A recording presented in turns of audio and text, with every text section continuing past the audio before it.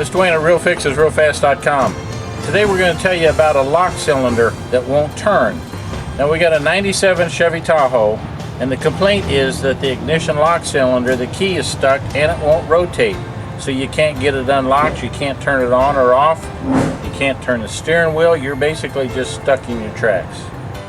There's several ways to go about this, but I'm going to show you the way that works real well for us.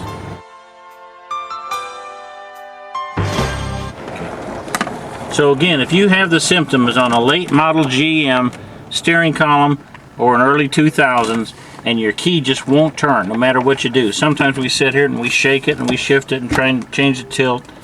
It's probably not going to do it. Now we've already made this repair, but I'm going to back up and show you how it works and how we can do it. Now remember, the problem here is that the ignition key will not turn. Therefore you can't start it, you can't unlock the steering wheel or anything. So we've got to be able to get the ignition tumbler to turn. Here's the bad one, but first I want to show you a good one. So we've ordered out the replacement, and the replacement comes with new keys. But right now I'm going to take the key out. Now when you order out a new lock cylinder, there's various styles, but this is for a GM, probably late 90s, early 2000s. If you don't know what kind yours has, but you know you've got to take yours out because it's broken, then order one out and take a look at it. If it looks like this one, then this will be a good chance that this will fix your vehicle. When it comes from the store, it'll have the key. Now you would normally think with the key in, this would turn. But if you hold this, nothing happens. It doesn't turn. But that's normal. And let me show you why and what we got to do to fix it. So how this tumbler works is like this. Now we're outside in the sunlight because I want plenty of light so I can give you as much detail as possible. Now as you look at this tumbler, this is the new one again, so when you put it in the column, it slides in, and this is the little keeper. So it compresses, but that's normal. But when you are going to take this out, this is going to be in the column, and right directly above that, there'll be a little hole. And you'll need to push something down in that hole that will actually compress this. Then it can come out.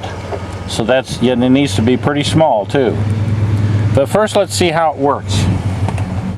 Now I want you to look real close at this portion right here of the tumbler. Notice how on a round basis it's pretty much flat. But watch when I pull the key out. When I pull the key out, you can see this rises up. And when I put the key in, it goes down. Up and down. Up with the key out, down with the key in. So why is our tumbler stuck and we can't get it out? Because the key is in, this thing needs to be down, and if it is up, then it won't rotate. But if it is down, like it is now, it'll rotate. But if the key is out a little, or if this is broken, it can't rotate. That doesn't look like a lot of clearance, but that's enough to keep it when it's in this cylinder here from rotating. So what happens here and what goes wrong? Okay, so if you look real close, you'll see here is a little keeper, but underneath there is a little coppered color spring. So you have a spring on this side and a spring on this side. That keeps that in the up position, like it is right now. But when you push the key all the way in, it will go down. So now what is the problem? I'll show you what the problem is with our broken one. Now as you can see on our broken one side is down and the other one is up, but our key is in. If I take our key out, it comes up. Both sides are up. When I push the key in, one side is not down. That may not look much, but that's enough to keep it from rotating. Why is it up? If you look right here, this little keeper has popped out and our spring is gone. With the spring gone, there's nothing in there to keep this down so that we can rotate. It is popped up, therefore the tumbler is stuck in the column. Now how can we get this out?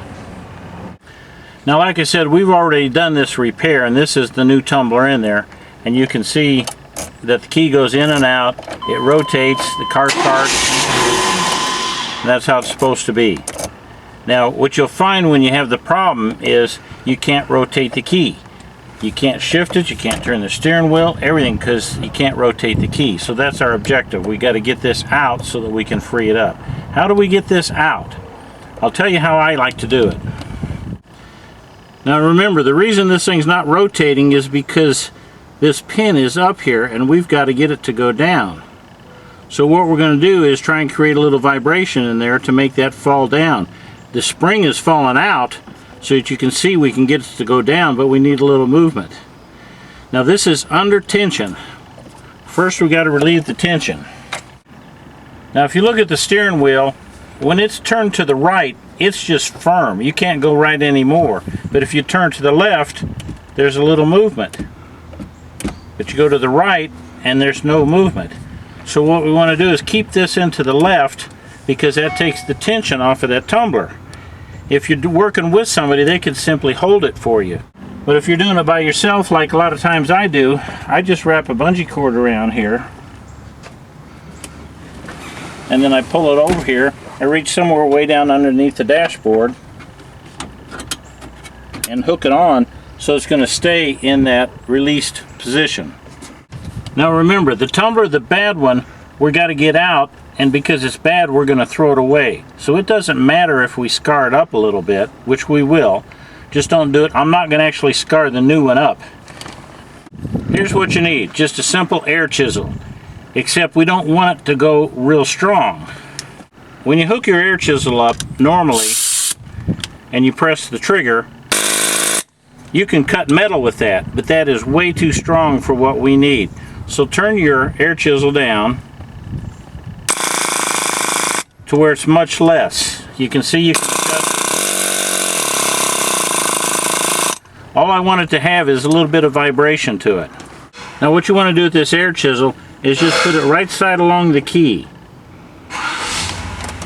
Now remember, the steering wheel's got to be in the release position just so that the tension is off. I don't want to scar our new one up, so I'm going to take the old one that is already scarred up and show you exactly how that works. You just put it right next to your key, and it just creates vibration. And what that will do is make this thing vibrate down. So as soon as it does go down, then you can turn the key. So in this position, just have your hand ready to turn it. Again, remember, this is the good one. Have it ready to turn. Do your air chisel. When it starts releasing, at some point in time, that little lever will go down and your key will turn. Now, why is this a good way to do it? Because if you can't get that out of there, you're in for a big job. You're going to have to drop the steering column, take it apart, put it on the bench in order to get this tumbler out of there. So this is much faster. It may not work. That may be your ultimate outcome, but this is a good way of doing it. It works real well for us. Now if you don't happen to have an air chisel, you can basically do the same thing with like a screwdriver or a chisel and just sit here and tap it very fast, but at the same time that you're trying to turn this key. Now as you can see, that air chisel is just going to be a whole lot more effective, but this may work if you don't have an air chisel. Now again, this is the bad one, and you can see the scarring from my air chisel. That's from it beating back and forth right there. But again, it doesn't matter on this one because I'm going to throw this one away anyway. But I don't want to scar up my new one. But again, with the air chisel, you simply put your chisel in there, have your chisel powered down.